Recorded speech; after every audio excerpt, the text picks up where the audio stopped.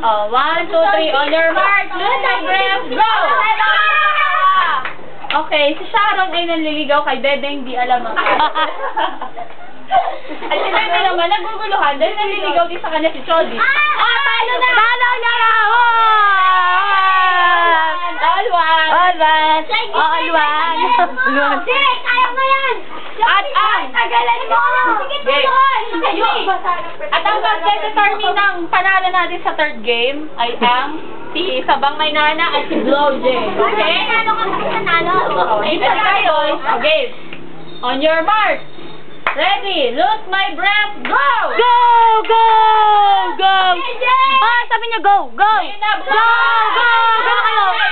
Go! Go! Go! Hindi na kalubog. Yay! Sabi nyo eh!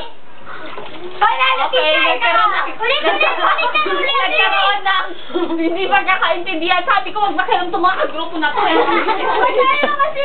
Ulit. Hindi naman yun, di ba? Hindi na. Bawal yun. Dapat yun na. Una. Sige, una.